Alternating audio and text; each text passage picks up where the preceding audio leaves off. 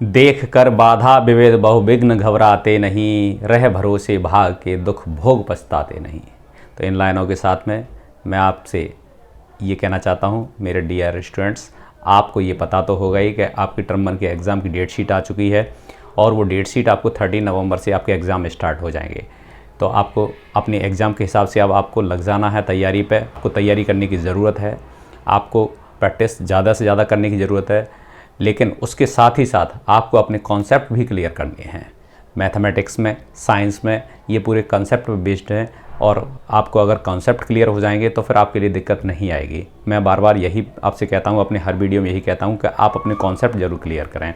Concept clear हो जाएंगे तो आप किसी भी तरह के क्वेश्चन हो आप उनको आसानी से सॉल्व कर सकते हैं। तो जैसा कि आपको पता ही है, पॉलिनोमियल का एक वीडियो मैंने अपलोड कर दिया है, इसका आज सेकंड पार्ट है, वो भी मैं आपके लिए बना के लेके आ रहा हूँ। तो इसका फर्स्ट वाले का आपको डिस्क्रिप्शन में लिंक मिल जाएगा।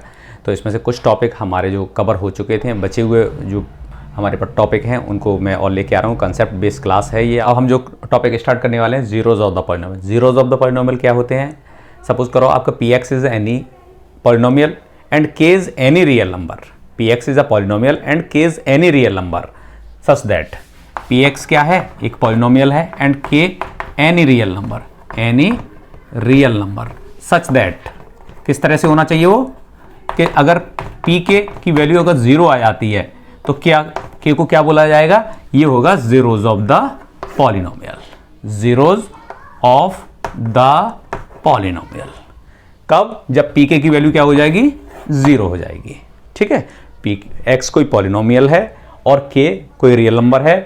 अगर हम उस के को x की जगह पुट करते हैं तो जो पी के है यानी जो पॉलिनोमियल है उसके वो टोटल वैल्यू क्या आ जाती है? 0 आ जाती है। तो के क्या बोला जाएगा? जीरोज ऑफ द पॉलिनोमियल बोला जाएगा। ठीक है, तो इस तरह से हम जीरोज ऑफ द पॉलिनोमियल निकाल लेते हैं। अब बात आती है हमारे जैसे लीनियर, हमारे पास में जैसे लीनियर की स्टैंडर्ड फॉर्म क्या है? Linear polynomial ax plus B. इसका जीरोज निकालने के लिए क्या करते हैं? इक्वल टू हम 0 रखते हैं। तो यहाँ से ax इज इक्वल टू क्या हो जाएगा? Minus B. बी इधर ट्रांसफर कर दिया, b को हमने उधर ट्रांसफर कर दिया, तो x इक्वल टू क्या हो जाएगा? माइनस का b अपॉन a। तो जो लीनियर होता है, लीनियर पॉलिनोमियल, उसके लिए जीरोज कितने आते हैं? 1 एंड ओनली 1, सिर्फ और सिर्फ एक आएगा इसके लिए। 1 एंड ओनली 1 जीरोज होगा। ठीक है, और यहां से अब हम देखते हैं अगर हमारे पास में ax square plus B X plus C, ये हमारे पास में क्या आ गया? क्वाड्रेटिक पॉलिनोमियल आ गया। क्वाड्रेटिक पॉलिनोमियल आ गया। इसके लिए जब भी जीरो निकालते हैं तो ये मिडिल टर्म होती है, मिडिल टर्म, इसको स्प्लिट कर देते हैं। ठीक है, तो यहां से हमें क्या मिलेंगे? 2 जीरोज मिलेंगे। क्या मिलेंगे? 2 जीरोज मिल जाते हैं। इक्वल टू 0 रखेंगे, इसके फैक्टर कर देंगे, मिडिल टर्म को स्प्लिट कर देंगे ए और सी को मल्टीप्लाई करने के बाद में। ठीक है, ए और सी को मल्टीप्लाई कर देंगे और बी को हम ए और सी के प्रोडक्ट के रूप में, यहां से जो प्रोडक्ट आएगा उसके फैक्टर्स के रूप में इसको हम तोड़ लेंगे। तो वहां से हम 2 जीरोज निकाल लेते हैं। जैसे अगर हमारे पास में कहीं जैसे ये होता है भाई x square plus 5x plus 6, तो यहाँ से 5 के हमें टुकड़े करने को कैसे हैं? 6 बन जा 6, तो 6 को कैसे तोड़ेंगे हम? यहाँ से 2 प्लस 3, इस ऐसे हम इसको तोड़ लेंगे। तो यहाँ से हमारे पास में जीरोज क्या क्या आएंगे? -2 और -3 आएंगे। इक्वल टू 0 रख देंगे तो x की वैल्यू -2 आ जाएगी, -3 आ जाएगी। तो हम जीरोज ऑफ द पॉलिनोमियल निकालते हैं। तो यहाँ से हमें क्या मिले हैं? 2 जीरोज मिले हैं। यानी कि अगर हमारे पास में क्वाड्रेटिक होगा तो एट मोस्ट 2 जीरोज, 2 ही होंगे जीरो। ठीक है, एट मोस्ट 2 जीरोज होंगे क्वाड्रेटिक के लिए। क्यूबिक के लिए एट मोस्ट 3 होंगे। ठीक है, तो इस तरह से हम इसके जीरोज फाइंड आउट कर लेते हैं। अब बात आती है हमारे रिलेशन किसके? बिटवीन जीरोज और कोफिशिएंट ऑफ द पॉलिनोमियल। अब बात आती है relation between zeros and coefficient of polynomial. ठीक है, तो जैसे अगर हमारे पास में हम यहाँ पर केवल 2 के बारे में बात करेंगे। जैसे अगर हमारे पास क्वाड्रेटिक दे रखा है, ax स्क्वायर है प्लस bx प्लस सी दिया हुआ है, क्यूबिक दिया है ax क्यूब दिया है plus bx square plus cx plus d। ABCD क्या है? ये एनी रियल नंबर है। यहाँ पे a 0 नहीं होगा और इसमें क्वाड्रेटिक में यहाँ भी पहले वाला जो कोफिशिएंट है वो 0 नहीं होगा। ठीक है, अब हमारे पास में इसके लिए कितने होते हैं? एट मोस्ट 2 जीरो होंगे, जिसको हम क्या मान लेंगे? अल्फा बीटा मान लेंगे। इसके लिए कितने होंगे? 3 होंगे। तो इसके लिए एक अल्फा, एक बीटा, एक को हम गामा मान लेते हैं। सम निकालना, अब इसके लिए हमें क्या निकालना पड़ेगा? सम निकालना पड़ेगा। सम क्या होगा हमारा? Alpha plus beta some of the zeros. ये क्या हो जाएगा? ये होता है माइनस के b अपॉन a। और प्रोडक्ट अगर निकालेंगे दोनों का तो क्या हो जाएगा? ये हो जाएगा c अपॉन a। c क्या है? Constant term upon coefficient of x square, और यहाँ पे b क्या है, x का यहाँ से कोफिशिएंट है अपॉन एक्स स्क्वायर का कोफिशिएंट, ये आ जाएगा। ठीक है, इसको बोलते हैं सम ऑफ द जीरो और ये बोलते हैं प्रोडक्ट ऑफ द जीरो। ठीक है, अब इसी तरह से यहाँ पे देखते हैं, इसके लिए अगर हम यहाँ पर हमारे पास 3 हैं तो 3 का सम करना पड़ेगा, अल्फा बीटा प्लस गामा करना पड़ेगा, तो ये क्या हो जाता है, ये भी सेम ही होता है, माइनस के b अपॉन a होता है। ठीक है, ये सम होता है। इसी तरह से अब हमारे पास ये 2 है, प्रोडक्ट कैसा है, यहाँ से 2 को लेके, लेकिन यहाँ 2 ही थे, केवल 2 लिए। अब हमारे पास यहाँ पर 3 हैं तो 2 को हम लेके उनको क्या निकालना, sum of the product, sum of the product taking 2 at a time, sum of the product taking 2 at a time. ये क्या हो जाएगा, अल्फा बीटा हो जाएगा, 2 ले लिए, बीटा को फिर गामा के साथ ले लेंगे और गामा को अल्फा के साथ ले लेंगे, ये क्या हो जाएगा, c अपॉन a हो जाएगा। अब हमारे यहाँ से अब हम केवल प्रोडक्ट निकालें तीनों का ही, अल्फा बीटा गामा का प्रोडक्ट निकालेंगे, तो ये क्या हो जाएगा, माइनस का d अपॉन a। ठीक है, ABCD ये रियल नंबर्स थे लेकिन ये कोफिशिएंट है, d किस क्या है, कांस्टेंट टर्म है, c क्या है, कोफिशिएंट ऑफ x है, b क्या है, कोफिशिएंट ऑफ एक्स स्क्वायर है, a क्या है, कोफिशिएंट ऑफ एक्स क्यूब है। ठीक है, तो इस तरह से हम इनका सम भी निकाल सकते हैं, sum of the product taking 2 at a time, 2 करके हम इसका प्रोडक्ट करके सम किया है, बाकी तीनों का यहाँ प्रोडक्ट है।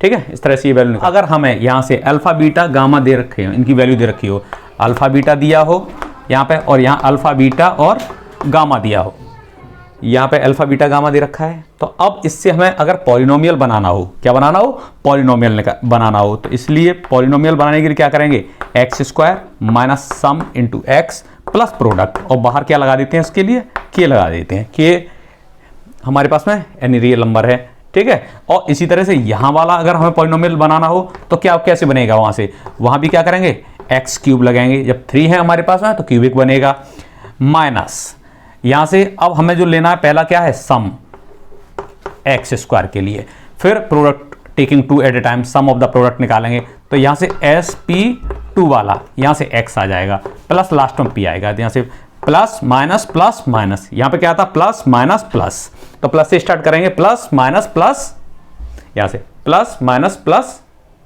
यहाँ से लास्ट में माइनस आएगा, sorry minus, plus minus plus minus, इस तरह से ही आ जाता है। ये हमने क्या बना लिया, पॉलिनोमियल बना लिया। ठीक है, कब, जब हमें जीरोस दे रखे हैं तब हम इसके पॉलिनोमियल कैसे फाइंड आउट करेंगे। ठीक है, तो अगर हमारे पास पॉलिनोमियल दे रखा है तो हम जीरोस निकाल सकते हैं, और जीरोस अगर हमें दे रखे हैं तो हम उसके लिए पॉलिनोमियल बना सकते हैं, और इसमें बाहर कोई के एनी रियल नंबर है। ठीक है, तो उसके लिए हम लगा देते, के की वैल्यू कुछ भी हो सकती है। ठीक है, तो ये अब यहाँ से हमारे पास में ये रिलेशन ये भी हमने बना लिया। अब किस किस के लिए, क्वाड्रेटिक के लिए भी और क्यूबिक के लिए भी। अब जीरोज अगर दिए हुए हैं तो पॉलिनोमियल बनाना है, ये टॉपिक भी हमने कवर कर लिया कि जीरोज दे रखे हैं तो हम उसको पॉलिनोमियल कैसे बनाएं। पॉलिनोमियल दिया था, जीरोज निकाल लिया, सम और प्रोडक्ट दोनों निकाल लिए। ठीक है, अब हमारे पास में जब हमारे पास में जीरोज दे रखे हैं तो हम पॉलिनोमियल कैसे बनाएंगे उसके लिए। अब बात आती है ग्राफ की। ठीक है, बात आती है ग्राफ के लिए। तो ग्राफ के लिए आप देखेंगे इस तरह से, ये हमारे पास में ये एक्स एक्सिस है, ये वाई एक्सिस है। ठीक है, एक्स एक्सिस ये ओरिजिन होता है, एक्स एक्सिस पर चलेंगे तो यहाँ से देखेंगे कि अगर जो भी ग्राफ दे रखा है वो एक्स एक्सिस को जितनी भी जगह पर कट करे, टच करे, इंटरसेक्ट करे तो वहाँ से हमें जीरोज ऑफ द पॉलिनोमियल मिलते हैं। कब, ये हमारा ज्योमेट्रिकली है, ग्राफिकली या ज्योमेट्रिकल है। एल्जेब्रिकली हमने कैसे निकाला, जो उसके फैक्टर करके निकाला था। ठीक है, वो फैक्टर करके निकालते हैं जीरोज। यहाँ से हम क्या कैसे निकालेंगे, ये ज्योमेट्रिकली है। तो जैसे सपोज करो ये इस तरह से हमें दे रखा है, तो यहाँ पे ये जीरोज कितने होंगे, एक्स एक्सिस को जितनी जगह पे ये ग्राफ काटेगा उतने ही इसके जीरोज आएंगे। तो 1 2 3 इसके लिए कितने हो गए जीरोज, ये 3 आ गए। ठीक है, तो इस तरह से हम इसके जितनी भी जगह पर जो ग्राफ एक्स एक्सिस को, सिर्फ किसको इंटरसेक्ट करें, एक्स एक्सिस को कट करना चाहिए। ओनली जो ग्राफ है वो एक्स एक्सिस को ही कट करना चाहिए, टच करना चाहिए, इंटरसेक्ट करना चाहिए, तभी हमें जीरोज मिलेंगे। बाई एक्सिस से कोई लेना देना नहीं है। ठीक है, और आपको ये ध्यान रखना चाहिए ग्राफ में ही जब बात आ रही है कि अगर हमारे पास में लीनियर है, क्या है, लीनियर है, तो उसके लिए जो ग्राफ आएगा वो स्ट्रेट लाइन आएगा। क्या आएगा, स्ट्रेट लाइन आएगा। और अगर क्वाड्रेटिक है तो उसके लिए क्या हो जाएगा, क्वाड्रेटिक के लिए हमेशा क्या आता है, पैराबोला आता है, पैराबोला आएगा। ठीक है, और दो तरीके का आएगा, ये एक अपवर्ड आएगा, ऊपर को मुंह करके आएगा। ये कब होगा, जब ए हमारा कैसा होगा, पॉजिटिव होगा। और ये कब आएगा, जब हमारा ए नेगेटिव होगा। यानी A X square plus B X plus C quadratic में, वहाँ से जो ए की वैल्यू होगी जीरो तो कभी होती नहीं है, नहीं तो क्वाड्रेटिक ही नहीं होगा। अगर ए हमारा जो कोफिशिएंट ऑफ एक्स स्क्वायर अगर वो पॉजिटिव है तो अपवर्ड आएगा और वरना ये डाउनवर्ड आएगा। ठीक है, तो इस तरह से हम इसके लिए जीरोज़ के देख के यहाँ से हम क्या जीरोज़ भी फाइंड आउट कर सकते हैं और साथ ही साथ उसका ग्राफ का भी पता लगा सकते हैं। बाकी और क्यूबिक है और वाई क्वाड्रेटिक, ये क्या है, कर्व बनाते हैं। देख लेते हैं अब हमारा जो टॉपिक है वो जीरोज़ के बारे में। अब देखते हैं कि अगर हमारे जीरोज़ एक दूसरे से कैसे हों तो उनको हम किस तरह से रिप्रेजेंट करते हैं। ठीक है, यहाँ से जीरोज़ किसके लिए, और क्वाड्रेटिक पॉलिनोमियल। ठीक है, कैसा हो, A X square plus B X plus C, इसके लिए जीरोज़ की बात आती है। अगर हमारे पास जैसे दो होते हैं इसके एटमोस्ट 2 जीरोज़ होंगे, इसके लिए अगर हम देखेंगे तो यहाँ से अल्फ़ा अगर नंबर 1 है, यहाँ से हम देखेंगे जैसे अल्फ़ा और बीटा हो गए 2। तो अगर रेसिप्रोकल की बात आएगी, किसकी बात आएगी, रेसिप्रोकल, जीरोज़ के रेसिप्रोकल की बात आएगी। तो अगर हम पहला अगर यहाँ अल्फ़ा है तो दूसरा यहाँ से क्या हो जाएगा, इसका रेसिप्रोकल 1/अल्फ़ा हो जाएगा। ठीक है, रेसिप्रोकल हो गया। इक्वल की बात आती है, अगर हमारे जीरो इसके अल्फ़ा है तो ये भी दूसरा वाला भी अल्फ़ा होगा। फिर बात आ जाती है डबल की बात आ जाती है, अगर डबल देखना है तो ये अल्फ़ा है तो बीटा की वैल्यू क्या हो जाएगी, 2α हो जाएगी। ठीक है, तो इस तरह से ले लेते हैं। बात आती है नेगेटिव की बात आएगी, अगर negative of each other, negative of जो first is negative of other and equal, तो अल्फ़ा है तो ये -α हो जाएगा। ठीक है, तो इस तरह से अगर डबल की कहते हैं, ट्रिपल कहते हैं तो अल्फ़ा है 3α हो जाता, हाफ की कहते हैं तो 1α हो जाएगा, 1α/2 हो जाएगा। तो इस तरह से हम इसके जीरोज़ के बारे में भी लिख लेते हैं कि किस तरह से हमें एज्यूम करने होते हैं। ठीक है, किस तरह से हमें अल्फ़ा तो दे रखा है, बीटा की वैल्यू हम किस तरह से हम इसमें से निकाल लेंगे। एक को अल्फ़ा मान लीजिए, दूसरे को उसी हिसाब से जो क्वेश्चन में आपसे पूछा गया उसी हिसाब से उस क्वेश्चन में जो पूछा जाएगा उसके हिसाब से आप बीटा को लिख सकते हैं।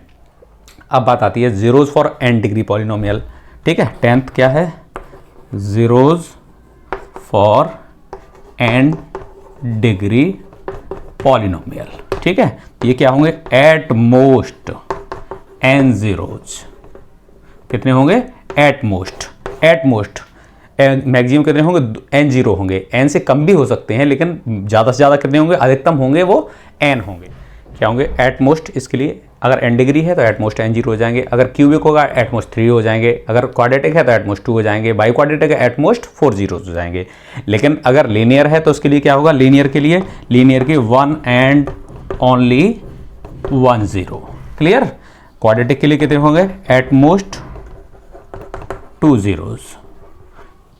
अगर हमारे पास में क्यूबिक है उसके लिए क्या होगा, एट मोस्ट 3 जीरोज होंगे, यानी कि 3 मैक्सिमम है, इससे कम भी हो सकते हैं। ठीक है, तो अगर n डिग्री दे रखी है तो एट मोस्ट n जीरोज हो जाते हैं इसके लिए। क्लियर, तो इस तरह से हमने सारे ही इसके टॉपिक, हमने ये जीरोज वाला हो ही गया, एट मोस्ट n जीरोज वाला हो गया। तो हमने सारे ही इसके टॉपिक हमने क्लियर कर लिए हैं, सारे कवर कर लिए हैं। ठीक है, तो बस आपको उसको अच्छी तरीके से समझ के 1-2 बार इसको रिवाइंड करके देख सकते हैं। तो बस आपको अगर ये अच्छी तरीके से आ गए तो आपके लिए फिर क्वेश्चन में ज़्यादा दिक्कत नहीं रहेगी। लेकिन अगर आपने बेसिक नहीं किया है, कॉन्सेप्ट नहीं किए हैं, तो फिर आपके लिए बहुत दिक्कत आएगी। ठीक है, तो इन चीज़ों को समझना आपके लिए बहुत ज़रूरी है। थोड़ा सा टाइम निकाल के ही सही आप इन वीडियो को ज़रूर देखें, मेरा ऐसा आपसे कहना है, रिक्वेस्ट है, या चाहे आप कुछ भी मान लीजिए, मेरा एक्सपीरियंस है। आप अगर कॉन्सेप्ट अच्छे तरीके से कर लेंगे तो फिर आप जीवन में फिर नहीं रुकेंगे, आप हमेशा आगे बढ़ते रहेंगे। लेकिन कॉन्सेप्ट अगर आपके क्लियर नहीं है तो फिर आपके लिए दिक्कत आने वाली है। ठीक है, तो आप सबसे पहले अपने कॉन्सेप्ट क्लियर करें, फिर प्रैक्टिस करें जितनी ज़्यादा कर सकते हैं। तो बस इन्हीं शुभकामनाओं के साथ में आप अपनी प्रैक्टिस करते रहिए। कॉन्सेप्ट क्लियर करने के बाद में आप अपने जो टारगेट है उसको अचीव करें। Thank you.